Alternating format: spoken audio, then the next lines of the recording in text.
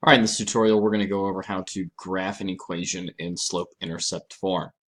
So remember, when we went over slope-intercept form, the formula that we used,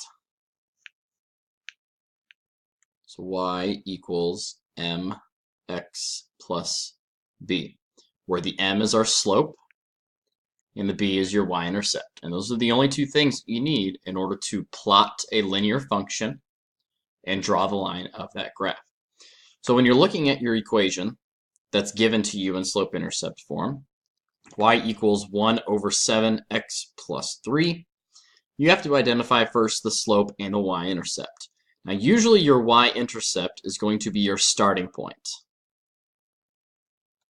If it's written in y equals mx plus b form, which is the only one that we've gone over so far, this is where you are going to start. And you start this on the y-axis since it is your y-intercept. So since our y-intercept is positive 3, we start at the origin and we move up 3 units along the y-axis. Because remember, your y-axis is the vertical axis, your x-axis is the horizontal one. So the y-intercept just tells you where it crosses the y-axis at. Then the number in front of your variable, or your m, is your slope. And if it's a fraction, it's going to tell you how far up or how far down. And then the number on the bottom will tell you how far over to the right. So since this 1 is positive, that means we're going to be going up 1. If this was negative, it'd be going down. And your denominator will always be moving to the right. Now, if there wasn't a denominator, like let's say, for example, we had a y equals 3x minus 3, there would be an invisible 1 right underneath here. So it would still be up 3, right 1. That was what your slope would be.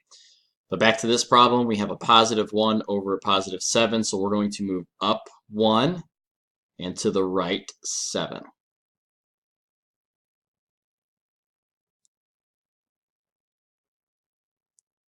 Then, to your best of your abilities, connect the lines. Oh my goodness, that was awful. Let's try it again.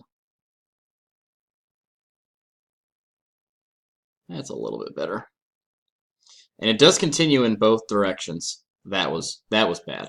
But when you're looking in your IXL, really all you have to do is you plot your 2 points, you plot your intercept, then you plot your next point along your line, and it will connect them and draw them straightly. You don't have to do like what I'm doing, using a trackpad or a mouse to connect the 2 dots together.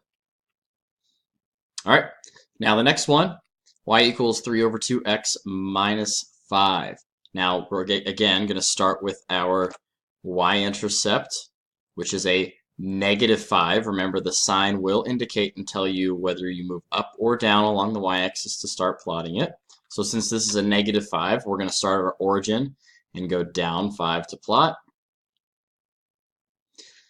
And then our slope is telling us to go up 3 because it's a positive, and we always move to the right.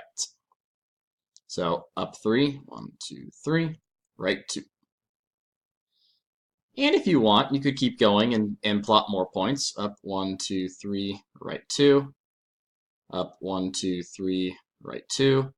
And you could even go in the other direction as long as you are going opposite both ways. If you are going down 1, 2, 3, left 1, 2, that still follows along the exact same path of the line that we were drawing earlier. My lines look so much better the more points that I draw when connecting them, even without a ruler. All right, so everything's going to be in slope-intercept form. Y equals mx plus b.